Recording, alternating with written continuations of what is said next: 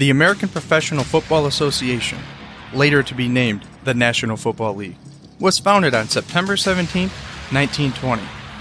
This was a momentous day in the history of the league. However, in this episode, I'm going to tell you about the life and career of the massive man that overshadowed the founding of the NFL.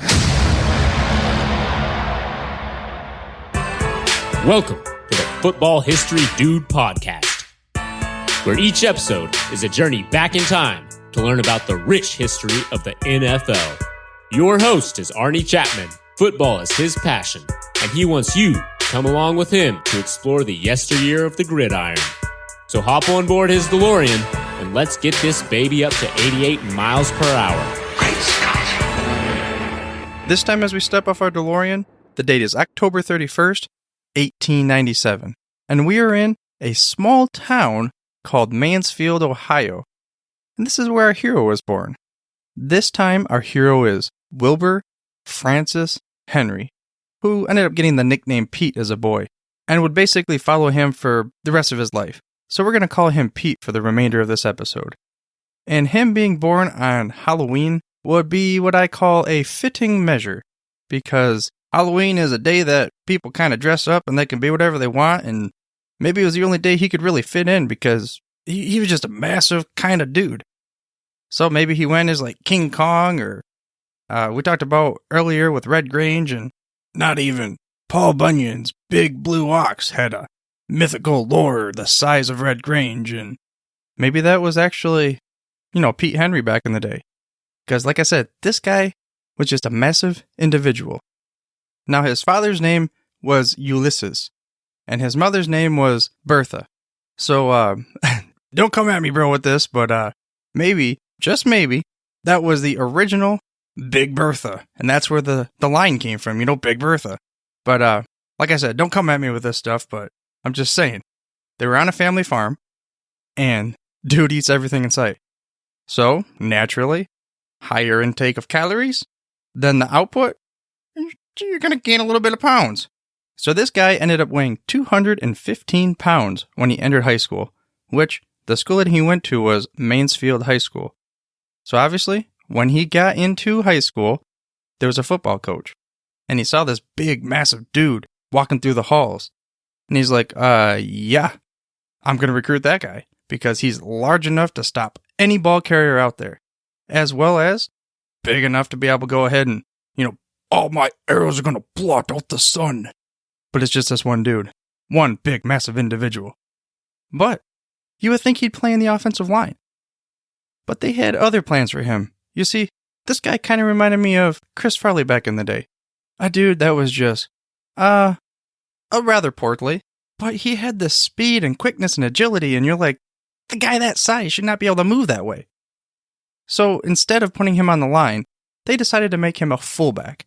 Now just imagine, we talked about Bronco Nagurski and the size of that individual running through the hole at these measly little linebackers, but those were professional players. We're talking about back in high school, a 215-pound dude toting the rock, coming at you full head of steam. I mean, you've got two choices. On my left hand, it is try to stand in the way and probably get bowled over and then say my last prayers, or it's on the right hand, it's, I'm going to, looking around, toss my arm out there, make it look like I try to tackle him and everything so, coach doesn't get down my grill and stuff, because obviously I'm not stopping this dude. And he would go on to play fullback for his entire high school career. I'm just thinking it's probably one of those deals where when the opponents would play Mansfield, the coach of the other team would be like, hey, Johnny, you screwed up this week. You got caught by the cops and stuff, so here's your punishment. You are middle linebacker. You're going to try to stop this guy named Pete Henry. And then the guy would be like, well, telling all his friends and stuff, and you probably shouldn't do the drugs and stuff because coach is going to put you at middle linebacker and you're going to stop that locomotive freight train. Which ain't going to happen. Bad idea. Because he would have a great high school career, like I said, as a fullback. He was named the captain for his senior year, where he would lead the team to an 8-1 record. And they said his best game came against Toledo Waite High School, which at the time was one of the toughest teams in Ohio, where he ended up scoring 3 touchdowns in a 31-7 win. But by the end of his high school career, now remember I said 215 pounds entering high school, he registered in at 5'11", 245 pounds. So, naturally, he was given the nickname, I'm using air quotes here, Fats. But still, it did not show the way he played. He was just an athletic dude. Kind of like, I don't know, a hippopotamus. Oh, I remember.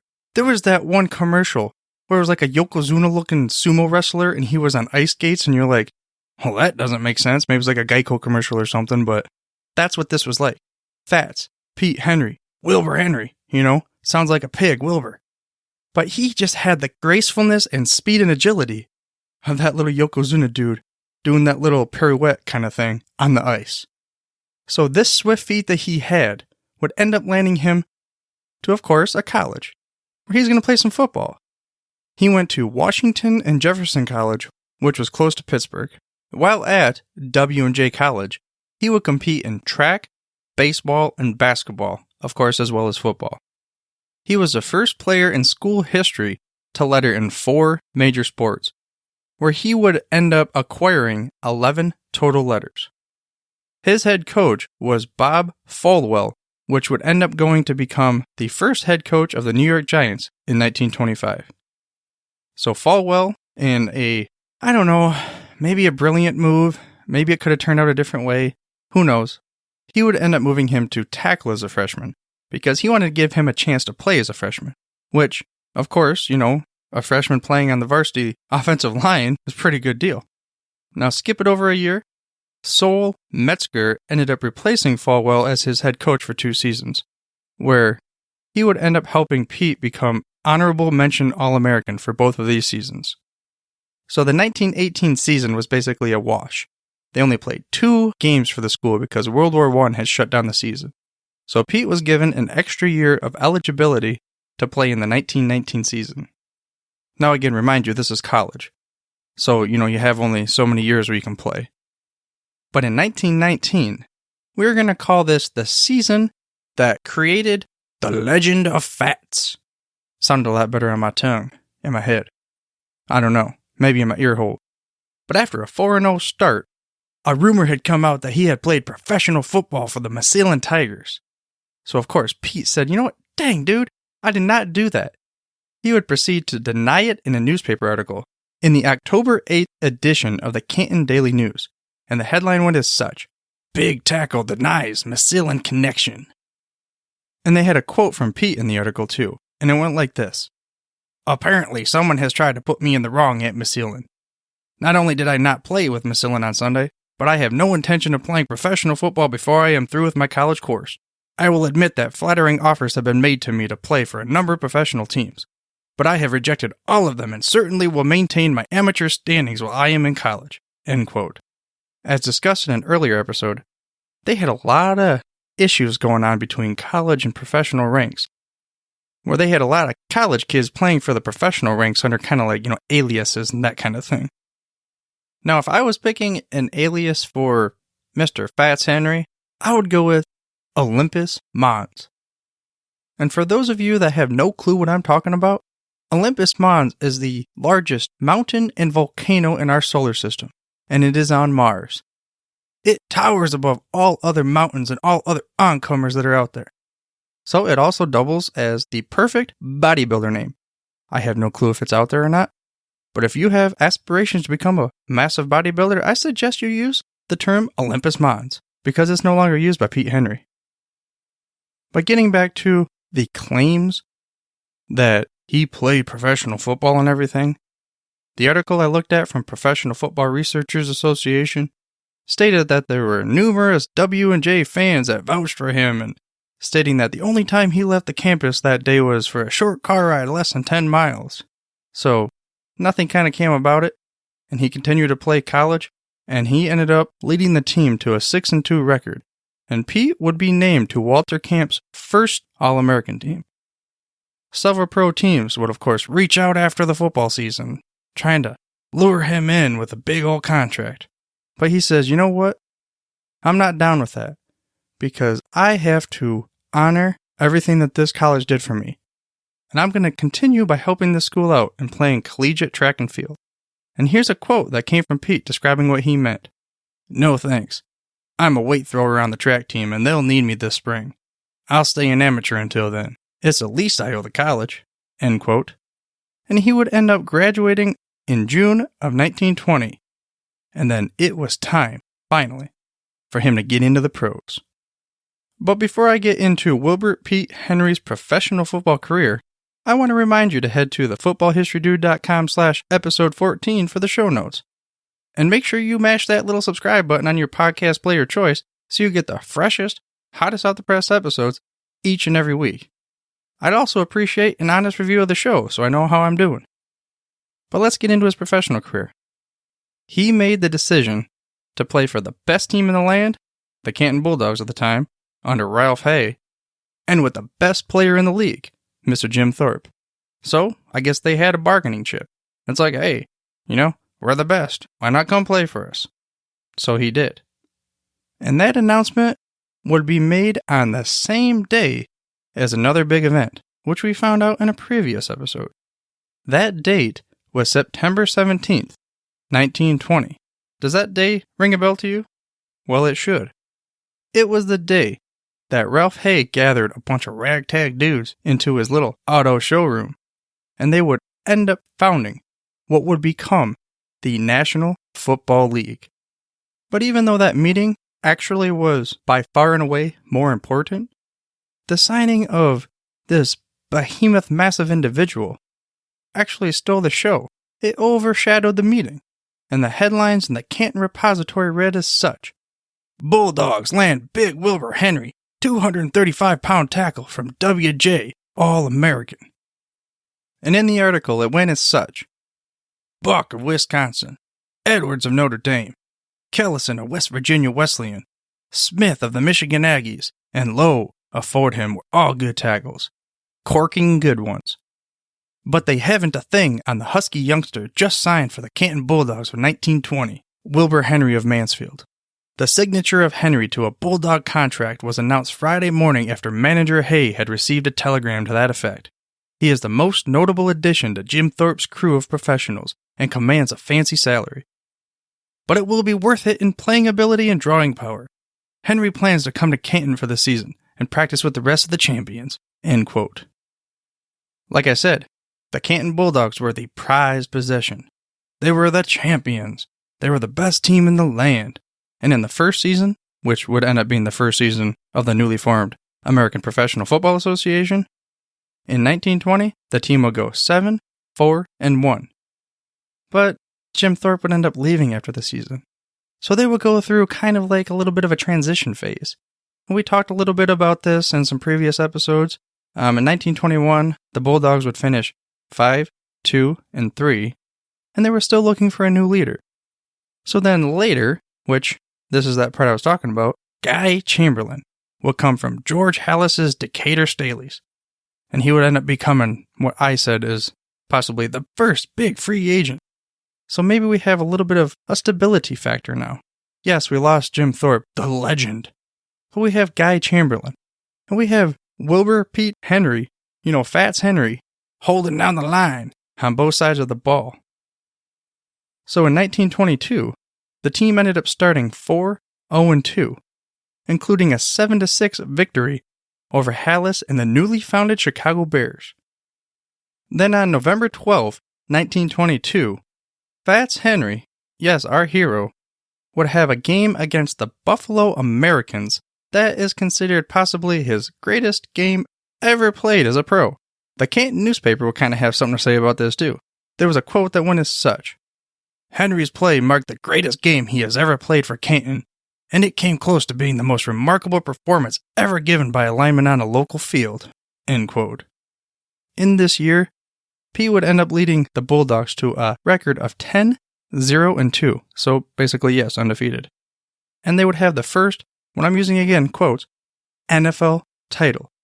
Because if you remember from a previous episode, that was the year in 1922 where the league actually officially changed the name to the National Football League.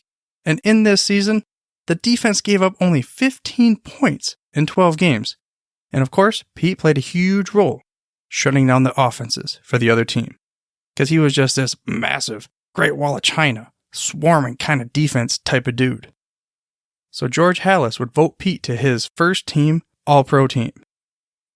So even though Pete's best game of his career, from what they said, came in 1922, his 1923 season was considered his best full season combined. Now he was playing again Buffalo All-Americans, and they were in the middle of an unbeaten streak in 19 games. En route to what we talked about earlier was a record 25 games unbeaten, and of course Pete played a huge role in this. Just to kind of give you a refresher, the Canton Bulldogs still hold the record for the most games played without a loss. They went 25 total games without being defeated. Of course, there were some ties in there because the points weren't flinging around as much as they are nowadays. But that still is a record, basically almost 100 years later. But going back to this game, where they were in the middle of, at the time, only 19 games of unbeaten against the Buffalo All-Americans, which were kind of like a rival at the time. There was another quote to kind of sum it up for him, when it's such. The world champions can thank their lucky stars that Wilbur Henry was with the team Sunday. The big fellow not only turned defeat into victory when the case seemed hopeless, but played a wonderful game from the start until a spectacular climaxing act in the last few seconds. Canton deserved a victory. End quote. So, kind of like to sum it up for the 1923 season for this guy, he would finish second in scoring. Yeah, that's a big tackle, the offensive tackle, and the defensive tackle. He would end up scoring 59 points. You're like, well, how did he do that? Dude had a foot, which was a precursor to Sebastian Janikowski, another kind of a portly individual. But he could boom that ball. He scored 59 points. Well, 59 wasn't as big of a deal nowadays, but back then it got him to the ranks of second in the league. He had 9 field goals and 26 extra points. And get this, he also caught a TD pass from the tackle spot. Which nowadays might seem like, well, yeah, it doesn't happen that much, but I guess so, you know. Back then, it was like, what? Another one of those mind-blown kind of moments, and they're like, this doesn't register in my comprehension scale, and I don't know what to do, and then they got that Men in Black little flasher red thing in my eyes, and took the button, and don't remember it, and now I'm back in, or just go ahead, let's keep going. So, of course, he was considered the best player in the league in 1923. Now, they didn't give out an MVP at the time, but of course, the article said he definitely would have gotten it if they were giving out an MVP award. So, he ended up playing in Canton's last ever game in the NFL. But then he played a little bit for the Pottsville Maroons and the New York Giants. But we really don't have to talk about those teams. It was the career with the Canton Bulldogs that really was everything for him. And after playing football, he would end up becoming an assistant coach for basketball and football at his alma mater, Washington and Jefferson. Then on August 16th, 1931, he was named the athletic director for W&J, where he would hold that spot for the next 21 years. Then, on February 7th, 1952, he would pass away from a diabetic infection. But he would live long enough to be able to see himself inducted to the College Football Hall of Fame in 1951.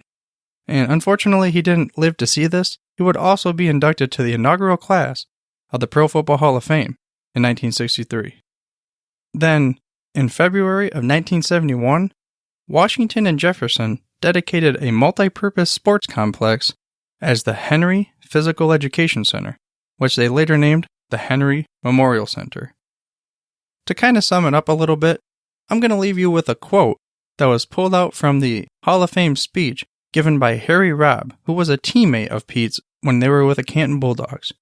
And the quote goes as such: I consider it a great honor to have this privilege of receiving this bust for Pete Henry from the Hall of Fame. My only regret is that Pete is not here to receive it in person. Pete, in my estimation, is the greatest lineman that ever played football. Pete Henry was the perfect tackle. End quote. And I'm going to leave you with this too. Wilbur Pete Henry was a dominating 60-minute player for his entire career. He was unmatched during his time on the offensive and defensive lines, which earned him many accolades throughout his career. Pete was also inducted to the College and Pro Football Hall of Fames. However, it was his kicking and punting prowess that earned him one of the most unique stats. He had a punt that at the time was by far and away an NFL record.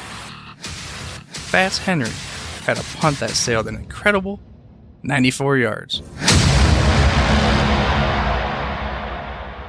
I hope you enjoyed this episode of the Football History Dude and were able to gain some knowledge nuggets about the perfect tackle. If you would like to give feedback to the show, please head over to thefootballhistorydude.com/contact or hit me up on Twitter. My handle is @FHDude. In the upcoming episode, I'm going to give you a brief overview of the career for 4 of the 8 inductees to this year's Professional Football Hall of Fame class. But for now, dudes, I'm through if you're through. Thank you for listening to this episode of the Football History Dude. To make sure you're the first to get the next episode, please subscribe on your podcast player of choice and head on over to thefootballhistorydude.com for the show notes and more information on the history of the NFL. And remember, dudes, where we're going, we don't need roads.